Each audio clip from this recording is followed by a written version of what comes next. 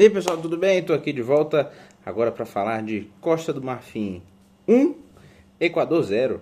Parecia muito que o jogo ia terminar no 0-0, mas Amad Diallo, jogador do Manchester United, veio para dar o gol da vitória aos marfinenses. Pois é, o jogo, para quem estava vendo durante boa parte do tempo, achou que 0-0 deve ter sido aquele jogo chato. Pelo contrário, o jogo foi bem animado, chances em bom número para os dois lados. Já nos 20, 30 minutos de jogo, o Equador tinha chutado 6 vezes, a Costa do Marfim 4 ao gol. Então o jogo foi bem divertido, né? Como a gente esperava. São duas seleções muito qualificadas e bem treinadas. Costa do Marfim campeã africana há pouquíssimo tempo. O Equador se classificou como segundo colocado na eliminatória sul-americana. Inclusive acaba sendo uma marca importante para a seleção marfinense, que jamais passou de grupo na Copa do Mundo, né? A Costa do Marfim vem jogando a sua quarta edição de Mundial. Em todas as vezes foi eliminada na fase de grupos. Uma outra curiosidade é que em todas essas vezes enfrentou uma equipe sul-americana, né? Perdeu para a Argentina em 2006, perdeu para o Brasil em 2010, perdeu para a Colômbia em 2014 e agora consegue a sua primeira vitória na história contra uma seleção sul-americana em Copa do Mundo. Recentemente tinha até vencido o Uruguai, mas foi num amistoso.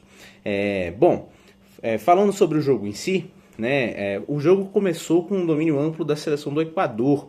A Costa do Marfim conseguiu segurar o ímpeto da seleção equatoriana, que veio com a escalação com bastante volume de ataque, né? Jogaram dois jogadores que comumente são centroavantes. Caso do Ener Valencia e do Gonçalo Plata, né, jogador do Flamengo, mas também Alan Minda, que o torcedor do Atlético Mineiro vai conhecer, o Yeboah também. Então foi um time que veio com bastante volume ofensivo, ao mesmo tempo que jogava com 3 zagueiros, o Hincapié, e esse um pouco mais aberto pela esquerda, como vem jogando pelo Arsenal durante a temporada, Pátio, Ordonhas e o Alan Franco, jogador do Atlético Mineiro também, que alguns clubes brasileiros, jogador do São Paulo, que alguns clubes brasileiros conhecem. O time do Equador foi montado justamente para ser perigoso pelos lados de campo, né? Algumas das melhores chances durante o primeiro tempo surgiram pelo lado esquerdo, quando a Costa do Marfim não conseguiu parar por aquele lado o Alan Minda, né? Ele encontra uma bola muito boa para o Ener Valencia chutar, só que ele bota para fora. Tem sido um problema constante desse time do Equador finalizar, chegar a gol não é um problema, o problema é fazer os gols. É um time que tem uma marca de poucos gols marcados, mas poucos gols sofridos também, né? E foi o caso de uma defesa muito, muito sólida. É um time que tem uma defesa de muita qualidade, como a gente citou aqui. No começo da partida também vale destacar o ótimo jogo que fez o meio campo do Equador. Pedro Vitti, sabendo do potencial ofensivo que tinha o Diomandé, né? Diomandé, que na minha opinião foi o melhor jogador em campo, mais perigoso. Eu falei na prévia da partida que ele era um cara a se ficar de olho, porque ele é um dos jogadores no mundo dessa temporada com mais dribles completados. Foi eleito o jogador revelação do campeonato alemão. Ele conseguiu concluir uma série de dribles e foi o jogador mais perigoso da partida, né? Finalizou 2 bolas na trave, pelo lado esquerdo da defesa do Equador, ali com o Hincapié e o Pedro Vitti justamente descendo ali para ajudar na marcação. Foi uma verdadeira tormenta, né? Em determinado momento, quando a Costa do Marfim conseguiu acioná-lo mais vezes, foi quando vieram algumas chances mais perigosas, né? A Costa do Marfim iniciou com um 4-4-2, que virava um 4-2-4 na hora ofensiva, que tinha ainda à frente o Nicolas Pepe e o Arri, e pelo lado esquerdo o Bazumana Touré, né? Com 2 volantes bem de força, de muita força física, no meio com o Seko Fofana e o Kessié.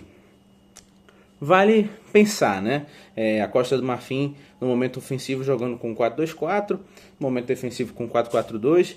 Qual é a diferença dessa equipe para a equipe do Brasil, né? O Brasil também joga nesse mesmo esquema, mas por que o Brasil não tem dado tão certo? Bom, primeiro que a Costa do Marfim tem um jogador muito mais agudo pelo lado direito, no caso do Diomandé.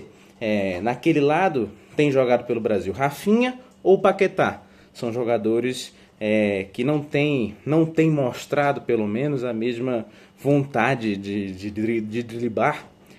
driblar que mostra o jovem jogador marfinense, inclusive perdendo alguma série de oportunidades de criar triangulações, de cruzar as bolas e de chegar mais próximo da linha de fundo.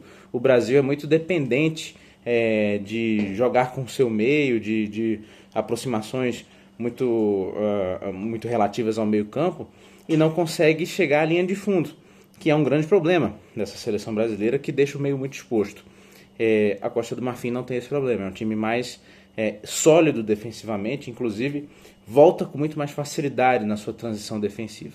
Mostrou isso durante toda a partida. E, curiosamente, já falando sobre o segundo tempo, o Equador, em determinado momento do jogo, também se voltou para um 4-2-4, de forma muito similar, né? Jogava pela direita o Ayrton Preciado, o Ângelo Preciado, perdão, jogador do Atlético Mineiro, que é um cara que tem costume de jogar pela lateral, mas estava ali muito mais como uma válvula de escape para ser atacante, e colocando duas referências, né? Tirando o Ener Valencia, trazendo o Kevin Rodrigues.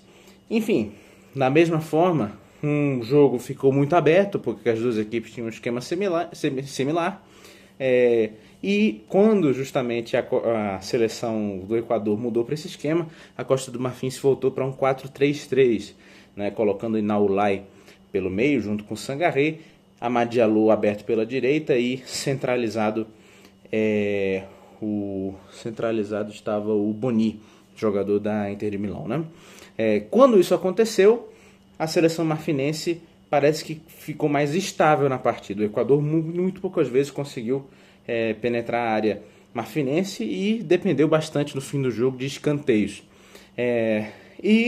Mas o que realmente definiu o jogo não foi nem essa mudança tática, foi a saída do... perdão, eu tô esquecendo.